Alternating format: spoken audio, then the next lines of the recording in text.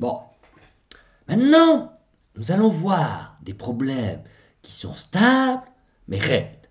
Bon, vous voyez tout de suite que résoudre numériquement des équations instables, ça va être compliqué. Parce que dès qu'on a une petite erreur d'arrondi ou quoi, les trajectoires vont se séparer, ça va être compliqué. Donc l'idée de base, c'est quand même que si on résout des problèmes stables, ça sera plus simple. Mais vous allez voir qu'il y a des problèmes stables qui posent problème aussi.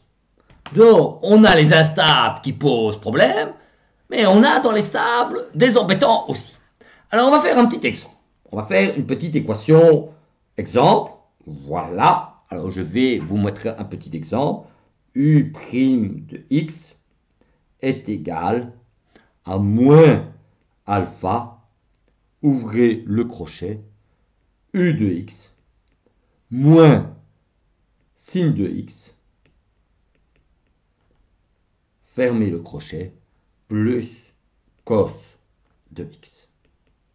Alors, la première chose qu'on va faire, c'est trouver la solution analytique de cette équation différentielle ordinaire. Alors, remarquez que c'est une équation linéaire, d'accord, mais quand même avec des termes bizarres, et ça, ce ne peut pas spécialement évident. Ok? Alors, tu as l'équation comme ça, et tu te dis, oh là là là là là là, ça va être compliqué. Quand tu as une équation dont on demande la solution analytique, tu dois réfléchir comment la personne qui te demande de résoudre cette équation différentielle ordinaire a pondu le problème. Tu dois savoir qu'en général, sauf cas pathologique, sauf exception, la plupart des équations différentielles ordinaires n'ont pas de solution analytique. Hein, dès que c'est un peu compliqué, il n'y a pas de solution analytique. Donc tu vois le machin qu'on t'a fourni, tu te dis, ouh, est-ce qu'il y a une solution analytique? C'est là que tu fais de la psychologie inversée. Tu te dis, comment est-ce que le prof a trouvé le problème? Le prof, il a fait l'inverse. Il a imaginé une solution. Et là, tu te mets dans ta petite tête que le prof n'a pas une imagination débordante. Et puis, il a obtenu.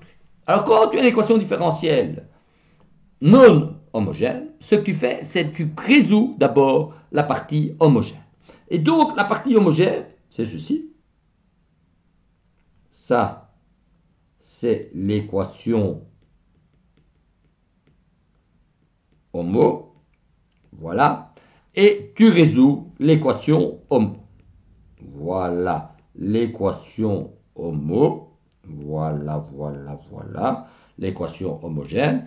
Alors, l'équation homogène, c'est quoi? C'est U seconde de x est égal à moins alpha U de x.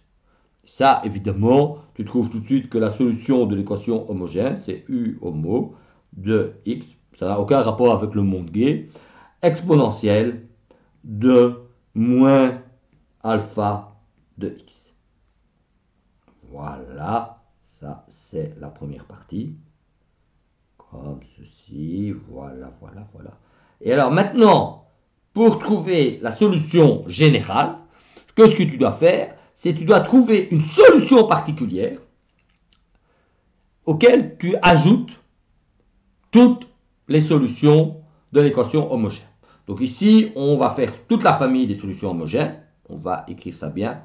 Tu vas écrire ça bien, Vincent. Tu vas faire ça proprement. Voilà. Donc on met ici une constante là. Ça, c'est toutes les solutions homogènes.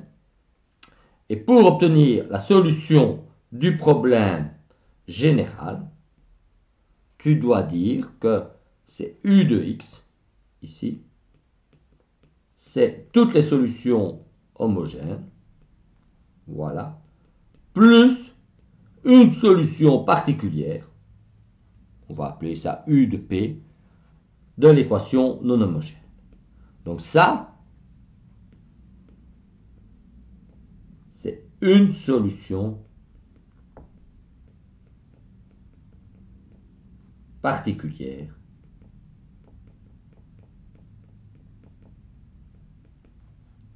du problème non homogène.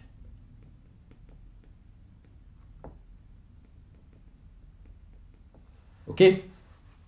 Alors, tu vas regarder la solution particulière, tu la mets dedans, et tu prends la solution homogène, toutes les solutions homogènes, et tu as toutes les solutions du problème non homogène.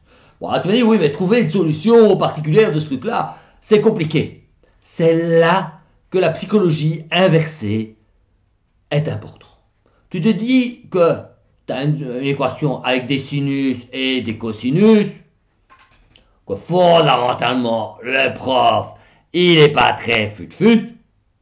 Donc, tu te dis, bah, une solution particulière, ça peut être par exemple le sinus. Et c'est pas mal parce que sin de x moins sin de x, ça fait 0. La dérivée de sin de x, tu sais quoi? C'est le cosinus.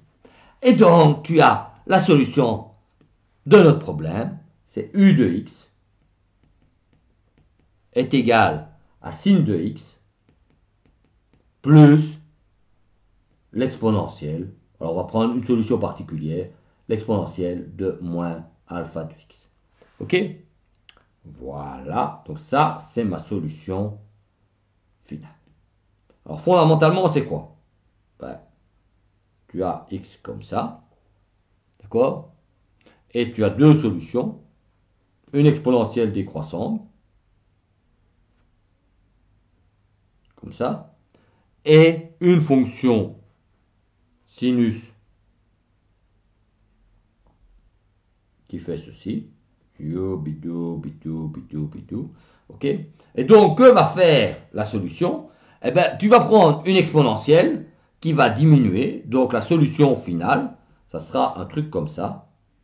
On additionne les deux. Et donc, on va avoir un truc qui fait comme ça et qui progressivement vient se coller sur le sinus. Ok? Alors, évidemment, maintenant, la question, c'est si tu prends un alpha en valeur absolue très grand,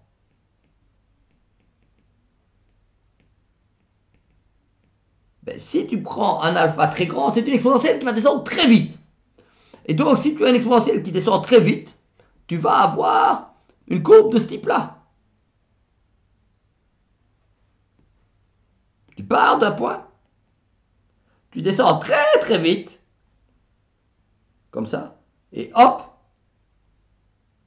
tu récupères le sinus. Et donc, tu vas voir que sur un intervalle très petit, ici, tu vas passer de une valeur positive vers 0. Et donc, tu vas avoir des variations très importantes de la solution. On dit que le problème est raide. Ok? Il est raide parce qu'en fait, le jacobien est négatif, mais très négatif. Et ça va poser des difficultés. Alors, regardez, je l'ai fait numériquement. La solution ici, en prenant un alpha négatif, mais très grand en valeur absolue, c'est tu pars d'un point 1 et tu tombes là, sur 0, et puis tu prends le sinus. Et vous voyez que quand je fais un graphe semi-logarithmique, donc dans l'axe des x, il est semi-logarithmique, vous voyez qu'il se passe des tas de choses extrêmement intéressantes sur un intervalle de temps très court. Entre le 1 et qu'on atteint le 0, ça va aller très très vite. Et ces variations très rapides vont poser beaucoup de problèmes aux méthodes numériques. Et donc, ça va être extrêmement compliqué à résoudre. Ça, ce sont les problèmes qu'on appelle RAID, en anglais stiff. A stiff problem, it's a stable problem, but it's a very, very difficult problem to solve. So, ça va être very compliqué.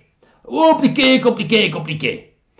Et maintenant, on va faire une petite pause pour passer ensuite à la première méthode numérique pour résoudre ces équations différentielles.